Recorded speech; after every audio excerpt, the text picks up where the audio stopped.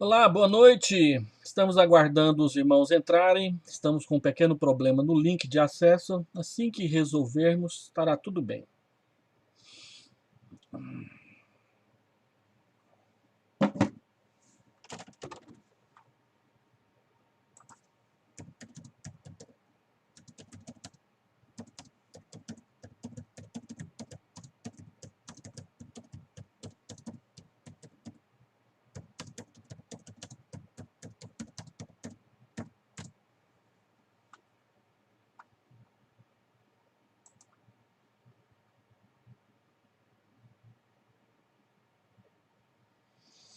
Aguardando mais alguns irmãos entrarem.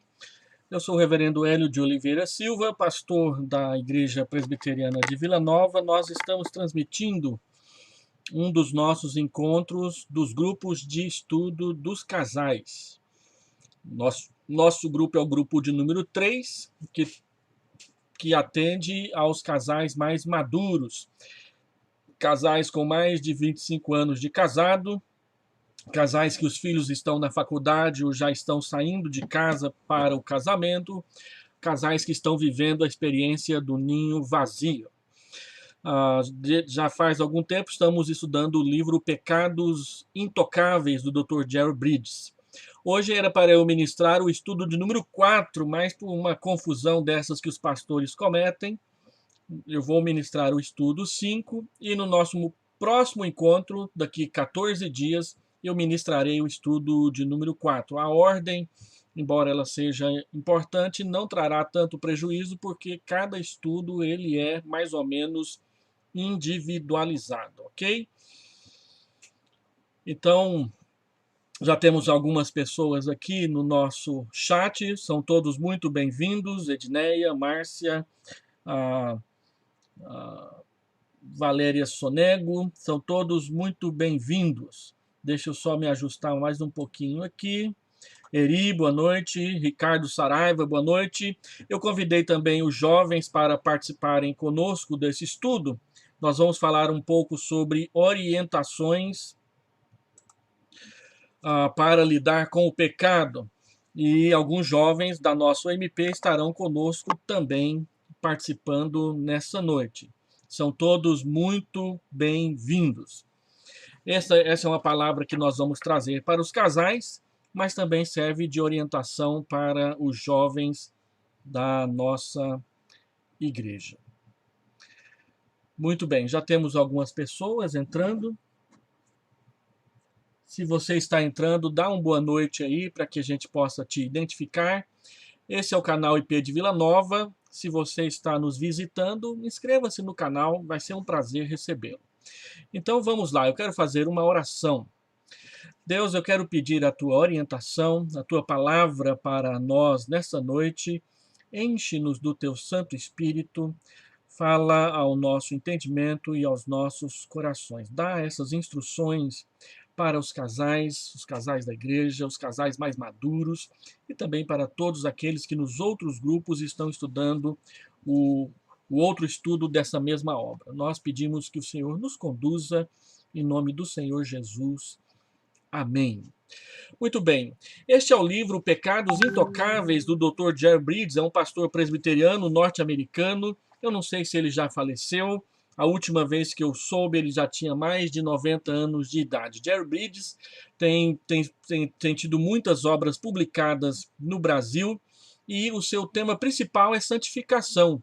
Ele fala muito sobre graça, um dos seus livros mais famosos é o Graça que Transforma, mas ele também tem livros nas áreas do fruto do Espírito e especialmente sobre santidade e santificação. Então este é um livro que trata sobre santificação. Ao tratar sobre pecados intocáveis, e a definição de pecados intocáveis são aqueles pecados que nós preservamos nos nossos hábitos cotidianos, uma mentirinha, uma mentirazinha, uma palavrinha de murmuração, às vezes uma palavra de desconfiança, às vezes até mesmo a impiedade que nós praticamos com as outras pessoas, dizendo que isso é justiça, são pecados que nós achamos que não são pecados e que nós preservamos nos nossos hábitos. A Bíblia diz que quando Abraão completou 99 anos de idade, o Senhor apareceu para ele, lá em Gênesis capítulo 18, capítulo 19, e disse a seguinte frase: anda na minha presença e ser perfeito. Não é porque nós somos casais mais maduros, porque nós já experimentamos a longa caminhada, ou pelo menos boa parte da caminhada da criação e da educação de filhos, que a palavra de Deus deixou de ser completamente importante para nós e nós podemos baixar a guarda e deixar que alguns pecados sejam preservados na nossa alma. Nós já estudamos em alguns estudos atrás sobre a cura do pecado e vou ficar devendo para o próximo encontro sobre o poder do Espírito Santo que trabalha a nosso favor.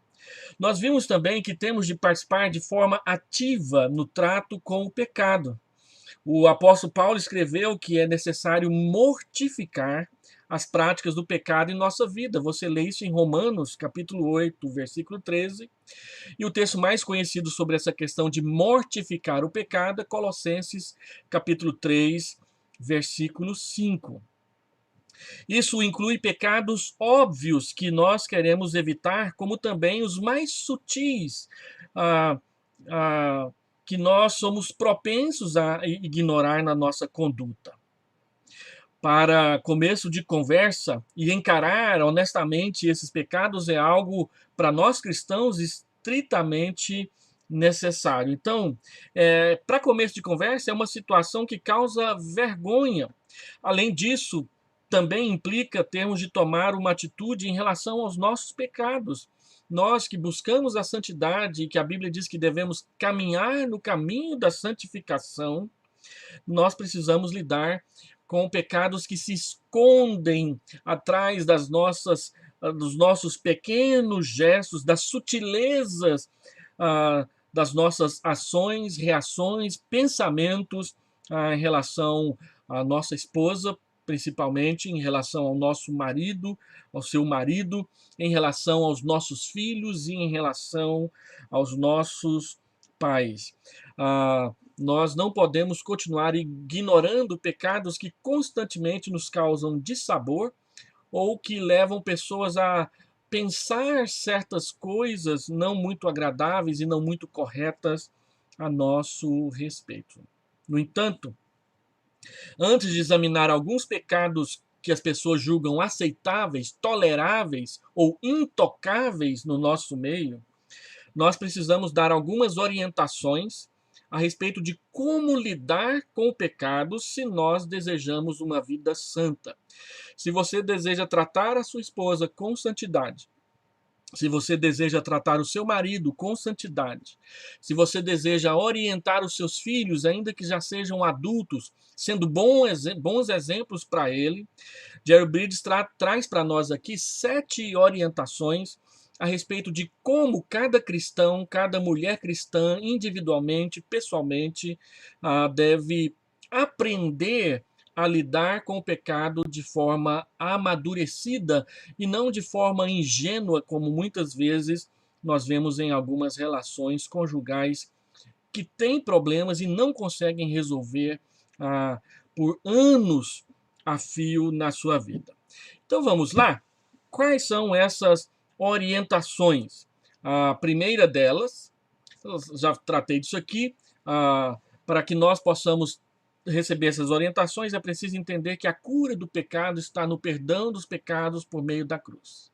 Que Deus, ao colocar o seu Espírito habitando em nossos corações, ele nos dá poder para lidar com o pecado. E nós, então, precisamos de algumas orientações gerais no trato com o pecado. Primeira orientação: lide com o pecado sempre no contexto do Evangelho. Não trate o pecado sem sempre ter como pano de fundo o Evangelho, o perdão, a graça, o amor de Deus que levou o Senhor Jesus Cristo à cruz. Por quê? Porque a nossa tendência é esquecer o Evangelho assim que começamos a lidar com o pecado em nossa vida. Nós somos tentados e inclinados a lidar com os nossos pecados de forma pecaminosa. Esquecemos que com a morte de Cristo, Deus já perdoou os nossos pecados. Assim como Paulo nos diz em Colossenses, capítulo 2, versículo 13 e versículo 14. Deixa eu ver se eu consigo mostrar isso para vocês aqui. Só a minha Bíblia abrir. Geralmente, para ela abrir, eu tenho que fechar e abrir de novo. Muito bem. Colossenses, capítulo 2, versículo 13 e 14. Dá uma olhada nesse texto aí comigo neste instante. 2, 13. Olha o que Paulo fala. E a vós outros que estáveis mortos, deixa eu só voltar aqui, pronto. E a vós outros que estáveis mortos pelas vossas transgressões e pela incircuncisão da vossa carne, vos deu vida juntamente com ele, perdoando todos os vossos pecados, todos os nossos delitos. Como que ele fez isso? O gerúndio que vem a seguir explica: tendo cancelado o escrito de dívida que era contra nós e que constava de ordenanças, o qual nos era prejudicial, removeu-o inteiramente, encravando-o na cruz. Então ele diz que Jesus perdoou todos os nossos delitos e que ele os encravou inteiramente, não deixou nenhum de fora na cruz do Calvário, quando ele se entregou por nós, pelos nossos pecados. Então lembre-se, quando você peca, você não deixa de ser cristão. E você deve lidar com o pecado que você cometeu de forma cristã, como alguém que confessou a Cristo como Senhor e que quer se livrar dessa mancha, dessa lama que está grudada em você e nos seus pensamentos e nos seus comportamentos. Deus não somente perdoou os nossos pecados, mas também ele nos creditou, ele colocou a justiça de Cristo, que é perfeita, sobre nós. Em todas as áreas em que temos sido desobedientes, Jesus foi perfeitamente obediente a Deus e ele pode nos socorrer, ajudando a gente a vencer essas questões. Nós somos propensos, por natureza, à ansiedade. Jesus sempre confiou totalmente no Pai Celeste e nós podemos aprender a confiar em Deus também para vencer a ansiedade. Nós temos problemas de egoísmo, não sabemos repartir, queremos sempre estar em primeiro lugar. Você, como marido, quantas vezes gastou dinheiro para comprar coisas que você queria sem pensar na esposa, sem separar um pouco para a esposa, sem priorizar a esposa? Uma vez eu tive uma experiência tão engraçada, para não dizer tragicômica, com um pastor amigo meu. Ele gostava que o seu carro estivesse sempre limpo, encerado, cheiroso. Mas quando você olhava para a esposa dele, ela não parecia tão bem cuidada e tão bem vestida como o carro dele estava tão limpo e brilhando. Ou você, esposa, que muitas vezes deu muito mais atenção para as cortinas e para a limpeza da sua casa do que para o seu marido. E sempre o tratou, ou ainda trata, não sei, como simplesmente um objeto estranho dentro da sua casa, andando atrás dele com um rodo para ver se ele não deixa marcas a hora que entra no apartamento ou na sua casa. Isso acontece. Você é egoísta? Jesus nunca foi egoísta, ele sempre partilhou e ele sempre foi abnegado, dedicando, abrindo mão de coisas que ele podia guardar para si, para os outros. Nós somos culpados de grosserias, somos culpados de fofocas, ficar falando da vida dos outros, coisas negativas, esparramando notícias. Nós somos sarcásticos, estamos sempre ironizando, fazendo humor cinza ou até mesmo negro a respeito de políticos, da liderança da igreja, do marido, da esposa. Eu fui pastor de uma esposa que sempre criticava as roupas do marido em público. E às vezes o marido era meio esquisito mesmo. Uma vez o marido dessa esposa foi para a escola dominical e ele foi com a meia azul e a outra vermelha. e nem percebeu que tinha calçado duas meias de cores totalmente diferentes. Mas ninguém tinha percebido também, mas a esposa fez questão de mostrar para nós ali na classe de escola dominical e expôs seu marido ao ridículo. Ah, às vezes nós fazemos isso. Quantas vezes eu fiz isso com a minha esposa? Expus ela ao ridículo, sem necessidade, sem qualquer razão que justificasse. E às vezes nós fazemos isso, nós falamos dos outros em casa, perante os filhos. E aí, de repente, essa pessoa vem na nossa casa e o nosso filho, se ele é pequeno, ele solta o verbo. Ou se o nosso filho já é adulto, ele nos olha com aquele ar de hipocrisia. Puxa vida, meu pai e minha mãe falam mal dessa pessoa aqui, e agora que ele está aqui na presença, trata bem diante dos meus olhos. Quantos filhos são chateados com a igreja depois de adultos por causa de incoerências dos pais, do marido, da esposa? Em casa brigavam muito, mas na igreja extremamente carinhosos um com o outro. E isso são pecados que a gente esconde debaixo do tapete e nós precisamos lidar com esses pecados à luz, à sombra do Evangelho do Senhor Jesus Cristo. Sabe por quê? Porque Jesus nos socorre, ele jamais pecou, ele nunca falou fofoca, ele nunca disse coisas desnecessárias, ele nunca falou palavrões, ele nunca tratou alguém com desrespeito, diminuindo essa pessoa para que ele aparecesse. Durante 33 anos, Jesus viveu em perfeita obediência à vontade moral de Deus. E a sua obediência, ela chegou no seu ponto alto, no seu clímax, culminando quando ele atendeu à vontade específica do Pai, obedecendo até a morte e a morte de cruz. Por isso, quando você pecar e o Espírito Santo te mostrar que você pecou, refugie-se no Evangelho antes de tomar qualquer atitude em relação ao seu pecado. Tanto em sua vida pura quanto em sua morte pelos pecados da humanidade, Jesus é nosso exemplo, é o nosso modelo e é o nosso redentor, é o nosso mediador e é o nosso Senhor a quem devemos obediência. Então lembre-se do Evangelho ao lidar com seus próprios pecados. Segundo, dependa do poder capacitador do Espírito Santo.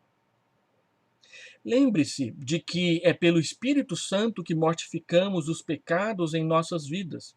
Romanos capítulo 8, versículo 13. Deixa eu mostrar para você isso aqui. Romanos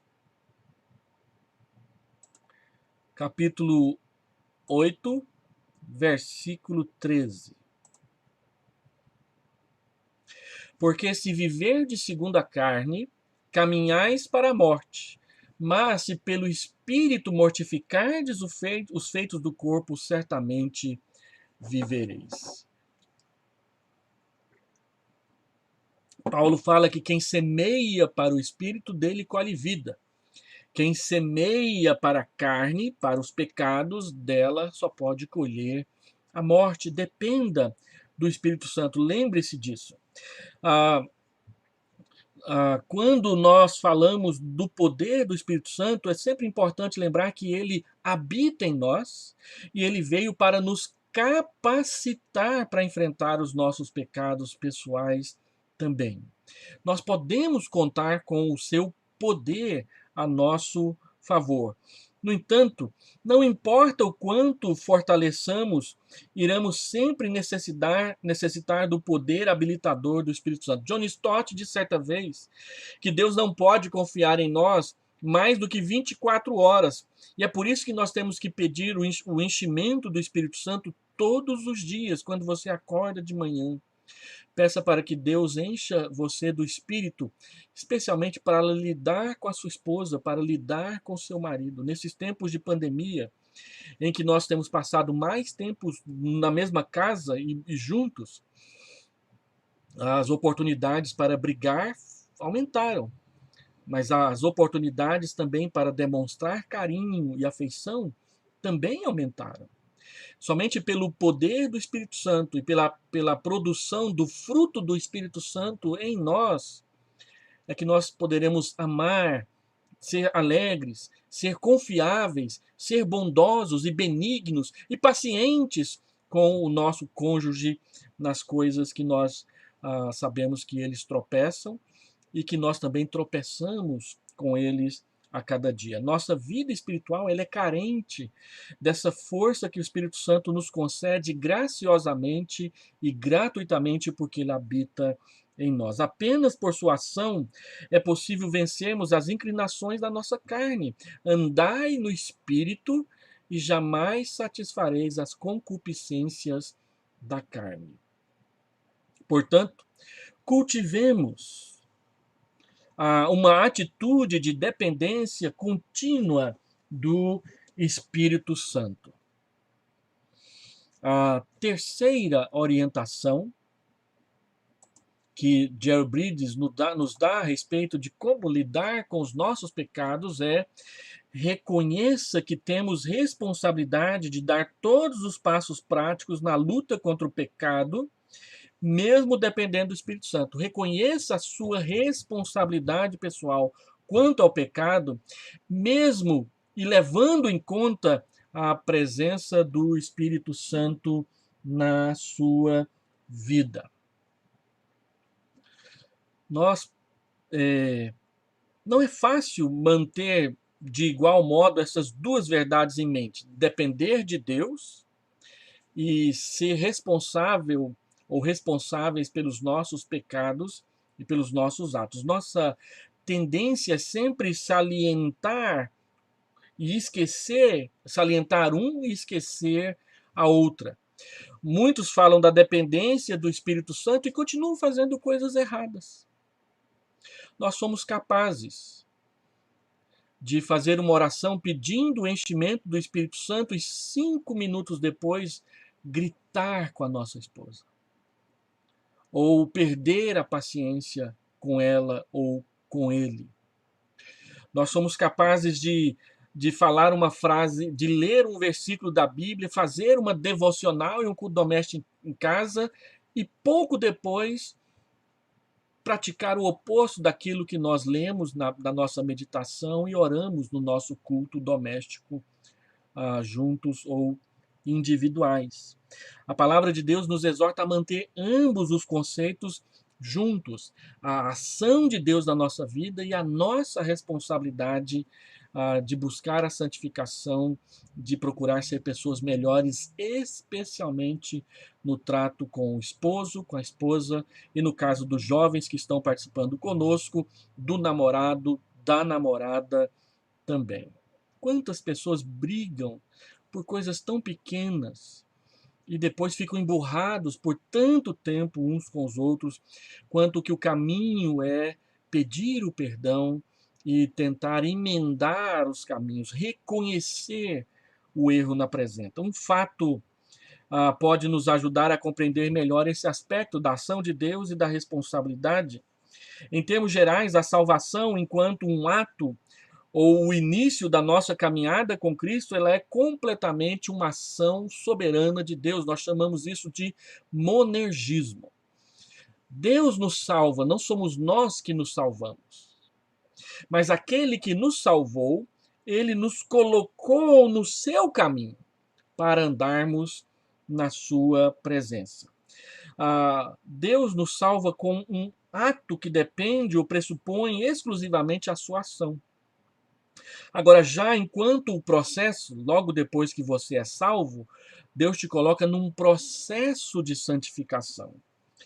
Enquanto o processo, a salvação, ela é sinergística, ou seja, Deus tira proveito e deseja e orienta a nossa participação na santificação pela dependência e pela obediência à sua palavra. Como que eu conserto pecados na minha vida? Aprendendo a depender de Deus, da sua palavra, e aprendendo a obedecer o que a Escritura ensina.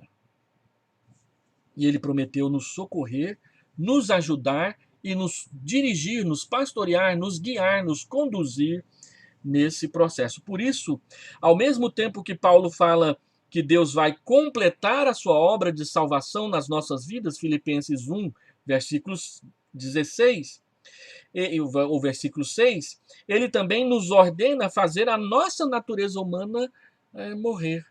Quando Paulo fala sobre o Espírito Santo em Gálatas capítulo 5, ele diz que o Espírito, que quando nós andamos no Espírito, nós não satisfazemos os desejos pecaminosos da nossa natureza pecaminosa.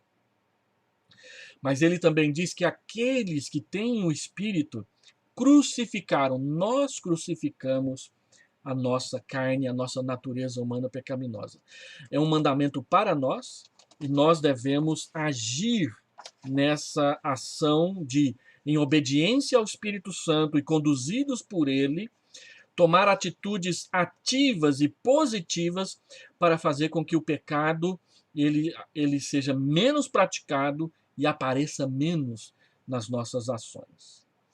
Quarta orientação para a gente lidar com os nossos pecados. Identifique as áreas de atuação dos pecados aceitáveis, os pecados toleráveis que você guarda na sua conduta. Esse é um dos objetivos dos nossos próximos encontros. Depois que eu acertar o curso fala sobre o Espírito Santo, nós vamos começar a falar de pecados específicos: impiedade, fofoca, desrespeito, gritaria, ira. Às vezes nós cedemos espaço a estes pecados, permitimos que eles fiquem no nosso comportamento e as principais vítimas deles são exatamente aquela pessoa que dorme ao nosso lado há 10 anos, há 15 anos, há 30 anos, ou que você está simplesmente começando a namorar agora e conhecer. Em cada encontro desse que nós falaremos desses pecados específicos, nós vamos identificar um pecado e mostrar o que a Bíblia diz sobre ele e como a Escritura nos orienta a deixá-lo, a abandoná-lo nas nossas práticas cotidianas. E para que nós possamos fazer isso de forma santificadora e eficaz, é necessário humildade e disposição para encarar o pecado de frente. Qual o pecado? É o pecado que você não consegue, às vezes, sequer identificar ou desvencilhar-se dele. Você tem problemas com a sua língua? Não consegue ficar calado? Você é daquelas pessoas que não levam desaforo para casa e que querem responder a tudo e sempre quer ganhar um argumento? Às vezes, Deus mostra para nós que santificação é diferente de você simplesmente reivindicar os seus direitos. A mansidão nos ensina que nem sempre reivindicar o direito é praticar a justiça, mas ceder espaço para que a pessoa perceba a bondade e o domínio próprio é tão importante quanto essas coisas. Então, ao identificar um pecado, pense nas situações que o desencadeiam. O que faz você pecar com a sua língua? A falar, a xingar, a dizer um palavrão, a gritar com uma pessoa, a fofocar a respeito de um problema. O que provoca? A visitar certas páginas da internet que são inapropriadas para nós cristãos. Nós precisamos identificá-las, as circunstâncias que as engatilham, que disparam, e tratar delas. E para isso a gente precisa de humildade e precisa da ação do Espírito Santo na nossa vida, porque sozinhos não conseguimos. Quinta orientação: aplique a Escritura aos pecados que você comete, aos pecados que você acha pequenos, aceitáveis, toleráveis. Nós devemos memorizar versículos bíblicos. A função da memorização de versículos bíblicos é exatamente para nós lembrarmos deles e não pecarmos. Guarda a tua palavra no meu coração, Salmo 119, versículo 9 e 11, para não pecar contra ti. Guarda as tuas palavras no meu coração, Salmo 119, verso 11, para não pecar contra ti. O objetivo da memorização e da leitura da palavra e do culto doméstico e da frequência à igreja é para você aprender a não pecar e sim positivamente viver uma vida de mais santidade. Guardar a palavra, conforme está escrito no Salmo 119, verso 11, significa reservar para necessidades futuras. Aquela tradução da Bíblia Revista e Corrigida que diz escondi a tua palavra no meu coração para não pecar contra ti. A palavra esconder, ela tem uma conotação um pouco diferente. Ela tem a conotação de tirar diante dos olhos para ninguém ver. Mas a palavra guardar parece ser uma tradução bem mais feliz, porque ela tem o sentido de obedecer. E quando você guarda alguma coisa, você guarda com a intenção de depois pegá-la outra vez para usar. Agora, esconder já é uma coisa que envolve uma tarefa mais difícil, mais longa. Esconder é colocar num lugar difícil de achar. Mas guardar não, você coloca numa gaveta, você coloca numa prateleira, você coloca num lugar visível, fácil para pegar. Então a memorização das Escrituras, no sentido de guardá-la no coração, é colocá-la na memória, um lugar onde você pode acessar quando você quiser e quando você precisar. Então, aplique versículos específicos da palavra aos seus pecados atuais. O fruto do Espírito Santo, amor, alegria, paz, bondade, fidelidade, mansidão, domínio próprio, são ferramentas para você utilizar quando isso estiver em perigo. Quando o seu autocontrole estiver em perigo, quando o seu respeito estiver por um fio, quando a sua paciência estiver quase rebentando. Então, memorizar versículos bíblicos é para fortalecer essas cordas morais da sua alma com os atributos do nosso Deus que nos santifica.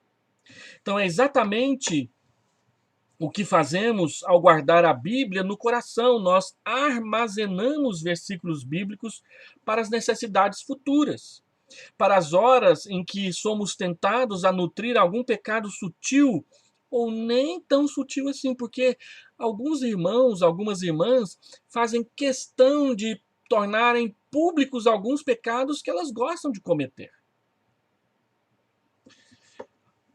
E nós precisamos aprender a lidar com isso, os nossos cônjuges. Eu fui pastor de um senhor que ele chamava a sua esposa só pelo nome de Maria. Mas o nome dela não era Maria. E como eu tinha acabado de assumir o pastorado da igreja, eu a chamei de Maria uma certa vez que eu fui lá na casa deles conversar com elas, levar uma notícia ou fazer uma visita pastoral. Então eu a chamei de Maria. Ela disse: não, pastor, meu nome não é Maria. Eu perguntei: mas seu esposo só te chama de Maria? É um apelido? Ele: não. Maria é um apelido que ele colocou em mim e que ele sabe que eu não gosto, que eu detesto. E eu fiquei então encafifado, pensando naquilo. Como é possível, depois de anos de casamento, eu tratar a minha esposa por um nome, por um apelido que eu sei que ela não gosta? A única intenção de alguém fazer isso é provocar a esposa, é tratar a esposa com amargura. Não, nós não temos que acumular apelidos e palavras que irritam, que chateiam, que magoam a nossa esposa ou o nosso marido no decorrer dos anos. Nós temos que aprender quais são essas palavras e descartá-las. Nós precisamos aprender a tratar as nossas esposas e os nossos maridos cada vez melhor com o passar dos anos. Dizem que algumas coisas acontecem só por causa de um ponto de vista. Então tá lá um velhinho com 90 anos de idade no leito, doente, e do seu lado aquela velhinha com 89 anos de idade cuidando dele. Então ele vira para ela e fala assim: meu bem, você se lembra lá quando a gente tinha acabado de casar e eu fiquei doente? Ela diz: claro que eu lembro, meu bem. E ele diz: você estava lá comigo. Você se lembra aquela vez que eu perdi tudo, que nós tivemos que começar a nossa vida do zero, nosso negócio deu para trás e nós perdemos tudo? Ela diz: lembro sim, meu bem, meu velho. E ele disse: olha, você estava lá comigo. E aí ele diz: você lembra aquela vez que aconteceu assim um problema entre eu e a certa pessoa? Ela diz: lembro, meu velho, você estava lá comigo também. E aí passou um pouco, os dois ficaram um olhando para o outro, e o velhinho ali de 90 anos de idade virou para ela e disse assim: puxa, mas você só me deu azar, né? Olha só, a gente esperando ele dizer que ela estava ali firme, forte, ajudando, do lado, apoiando nos momentos mais difíceis. E ele disse que tudo foi por causa dela, todas as dificuldades, as doenças, os problemas, as calamidades aconteceram por causa dela. Às vezes, conversando com alguns casais, a gente percebe que marido e esposa se olham assim. No entanto, também conversando com alguns casais, a gente aprende e vê o quanto que a maturidade e o avançar dos anos juntos os aproximaram mais, fizeram com que eles ficassem mais perto um do outro no decorrer dos anos. Enfrentaram problemas, lutaram juntos. Um caiu, o outro ajudou a levantar. Se magoaram, se machucaram, mas aprenderam a cuidar uns dos outros e a não machucar mais como machucaram no passado. Sexta orientação: ore continuamente sobre os pecados que toleramos. Ore a respeito dos pecados que você não consegue vencer ou que ainda não conseguiu vencer. Você fala mal dos outros? Ore a respeito disso. Deus, me ajude a não falar mais mal dos outros. Aqui em casa, Edné e eu, ultimamente, depois de ver uma palestra sobre educação de filhos, e um pastor, amigo nosso, inclusive, falou a respeito das murmurações. Ele não falou nada de novo, ele não falou nada que a gente nunca tivesse ouvido, ou até mesmo tivéssemos falado entre nós, mas foi foi renovador orar, ver ele falar sobre murmurações. E aí aqui em casa, quase todas as vezes, depois disso, tem 15 dias mais ou menos, ou um pouco mais, que a gente começa a murmurar, um fala para o outro: cuidado com a murmur. Então, de repente, o calor está muito forte e eu falo: puxa, mas que calor, né? Aquela cara ruim, tudo. E aí a Edné fala: cuidado com a murmur. E então a gente murmura por tanta coisa, às vezes dirigindo no trânsito, aquele motorista que não sei por que isso acontece, olha eu murmurando aqui, aquelas pessoas que sempre andam devagar no, centro, no trânsito. Por que essas pessoas sempre gostam de andar no meio? Elas não andam na faixa da direita, que é para quem anda mais devagar. Geralmente quem anda devagar gosta de andar no meio.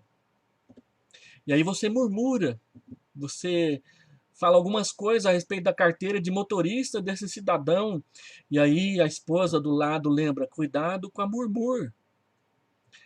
Então nós estamos aqui em casa ultimamente tentando lidar com a murmuração, essas pequenas murmurações que às vezes fazem a nossa língua, a nossa boca soltar algumas palavras que não são boas, não são adequadas, não são graciosas, mas são acusatórias, são julgadoras, são de menosprezo para com a pessoa que às vezes sequer você conhece. E com aquelas que você conhece? Com a esposa, com o marido, com o pai, com o filho, com o irmão, com a irmã. Ore a respeito dos pecados que você tolera. Isso está pressuposto na segunda orientação que nós falamos antes sobre a dependência do Espírito. E também na quinta orientação, perdão, na quinta orientação, que trata sobre memorizar versículos para controlar a língua, os pensamentos e as atitudes. Todavia, é importante destacar a oração como uma das orientações mais importantes na luta contra o pecado, porque quando estamos orando, nós estamos tomando consciência dos pecados que nós cometemos diante de Deus. E diante de Deus, não tem como se esconder atrás de uma árvore ou dentro de uma roupa. Diante de Deus, nós estamos nus.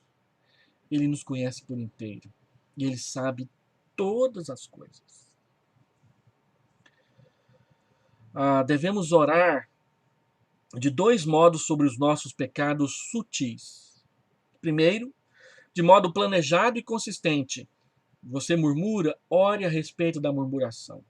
Você é lascivo, você visita coisas na internet, sites não adequados, ore a respeito disso. Peça para que Deus te ajude a vencer, a deixar, a abandonar, porque isso magoa, entristece, traz ressentimento para com seu cônjuge. Então, ore consistentemente a respeito desse pecado que você quer dominar, que você quer controlar, que você quer santidade sobre essa área da sua vida. Planeje essas orações e ore sobre isso. Fale sobre isso no seu tempo a sós com Deus. Resista à má vontade na hora de orar. Ore essas orações desagradáveis. Deus as sabe e Deus deseja que você trate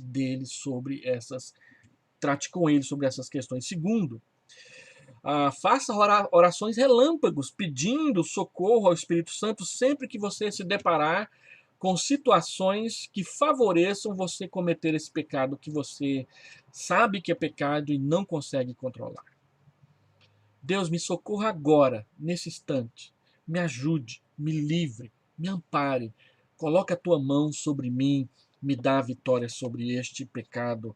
Não deixe eu cair aqui na tua presença. Ore continuamente a respeito disso. Planeje as suas orações. Quando o pecado se apresentar na forma de tentação, ore para que você não entre e ore para que você não caia em tentação, mas para que você vença.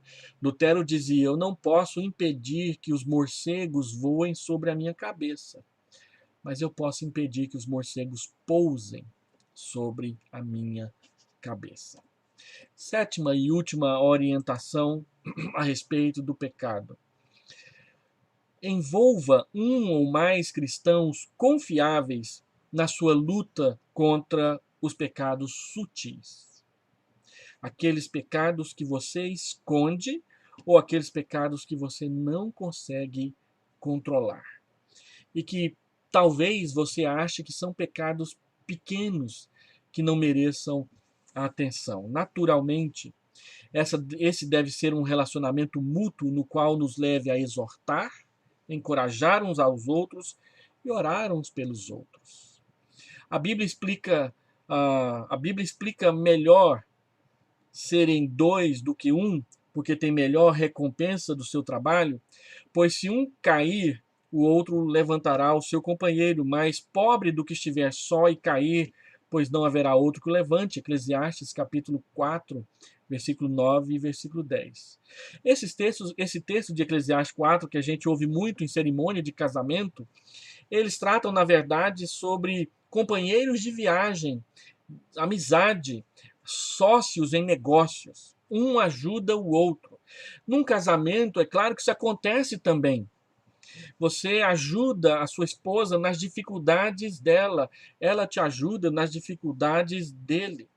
Eu já contei várias vezes de um parente meu que se casou com uma moça que falava muito palavrão e pouco tempo, coisa de meses depois do casamento, ela já não falava mais, porque ele a ajudou a controlar a sua língua na questão do palavrão.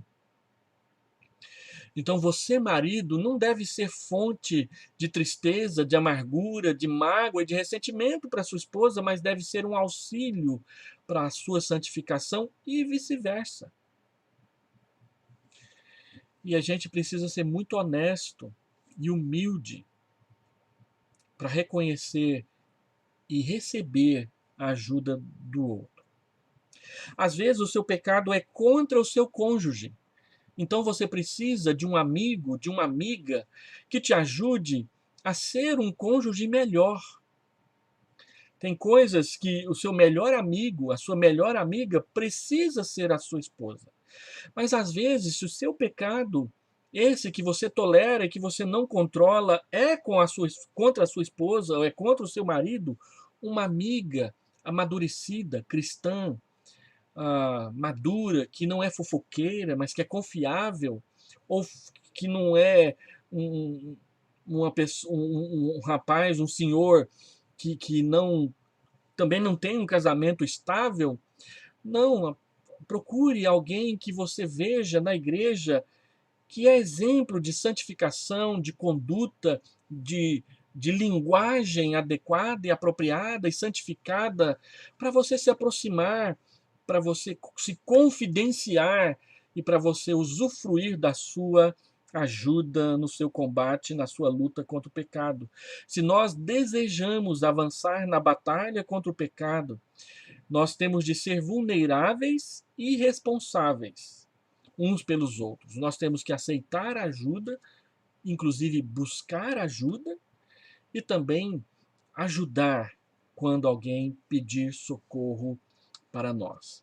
É muito incomum pessoas pedirem ajuda no que diz respeito a pecados conjugais, mas é muito comum amigos compartilharem problemas uns com os outros. Se a palavra habita ricamente o seu coração, você pode ajudar outras pessoas.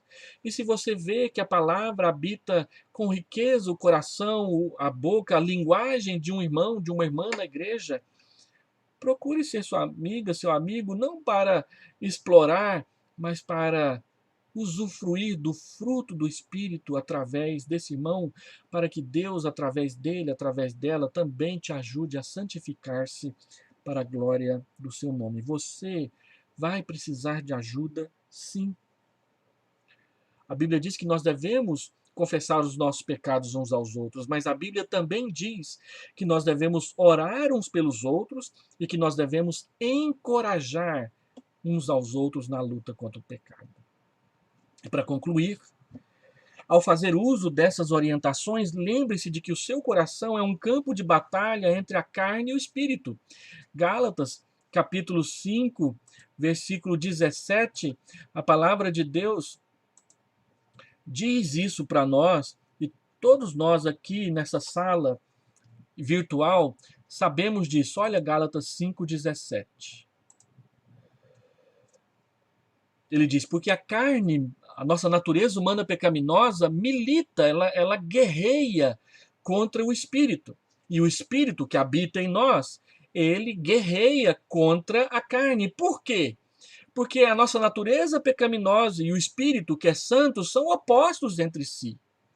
E o objetivo é para que você não faça aquilo que porventura seja do vosso querer. A Rede Globo está trazendo ao ar novamente uma novela que trouxe muita polêmica e que ela teve que tirar do ar rapidamente, que é a novela A Força do Querer. Você já percebeu, quem já assistiu alguns capítulos naquela época, ou pelo menos viu comentários, como que aquela novela, quando trata da força do querer, explora principalmente coisas pecaminosas que as pessoas querem fazer, e então elas encontram obstáculos e adversários em outras pessoas, e aí a força do querer é passar por cima. Não, a Rede Globo está equivocada, ela está trazendo um mau exemplo, ela está desencaminhando as famílias e as pessoas. Não, nós devemos entender que o nosso querer, sem Deus, sem o Espírito Santo, ele é inclinado para o mal. A nossa natureza se inclina para o mal. Então, o Espírito presente agora também na nossa natureza, ele está mudando a nossa inclinação para Deus. E por isso existe, assim, conflito no nosso ser interior, mas há uma promessa e há uma prova. A promessa é de que esse que veio habitar em nós terminará o que ele começou. Portanto, a vitória foi garantida na cruz. As batalhas que vêm pela frente, elas não nos tomarão mais a eternidade, mas nós precisamos avançar. E tem uma prova. O Espírito veio habitar em nós como garantia de que nós entraremos na casa do Pai.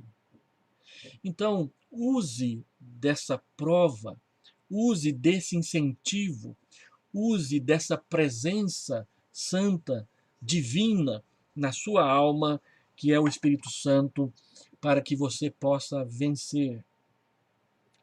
O Espírito não veio habitar em nós para que nós só tenhamos derrota, derrota, derrota, derrota, derrota contra o pecado. Ele veio para que nós possamos acumular mais vitórias e troféus de vitórias.